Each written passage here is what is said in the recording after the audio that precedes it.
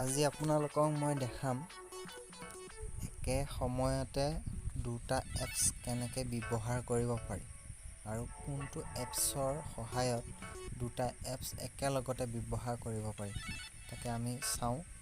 ভিডিঅ'টো আৰম্ভ কৰোঁ। আপোনালোকে কেতিয়াবা ভিডিঅ' চাই থাকোঁতে ইউটিউবত ফেচবুকত নটিফিকেশ্যন আহে, আপোনালোকে ইউটিউবটো কাটি আকৌ ফেচবুক অন কৰিবলগীয়া হয়। বহুত সমস্যা হয়।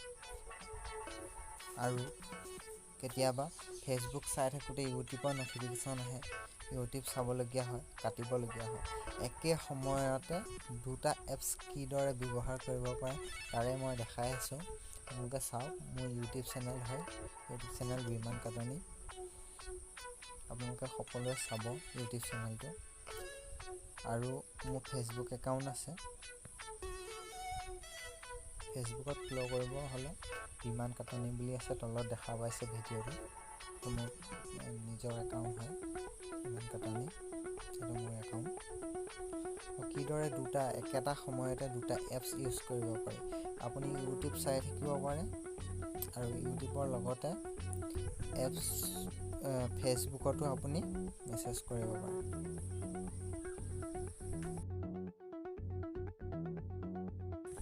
ফাৰ্ষ্ট আপোনালোকে প্লে ষ্ট'ৰ যাব। প্লে ষ্ট'ৰ গৈ চাৰ্চ কৰিব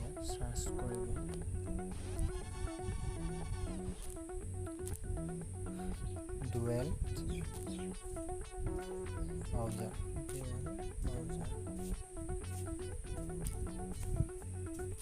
ডুৱেল ব্ৰাউজাৰ চাৰ্চ কৰিব।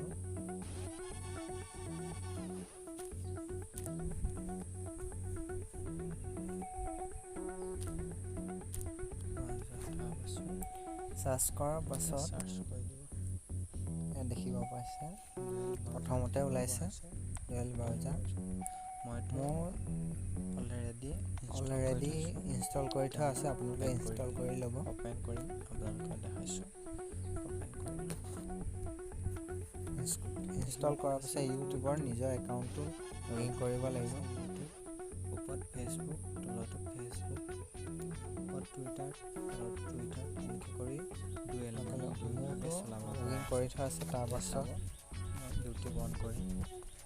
ফাৰ্ষ্ট অন কৰোঁতে আপোনাৰ একাউণ্টটো লিংক কৰিব লাগিব। মই লিংক কৰি থৈছোঁ, সেইকাৰণে মই আহি গৈছে আগতে লগিন হৈ আছে।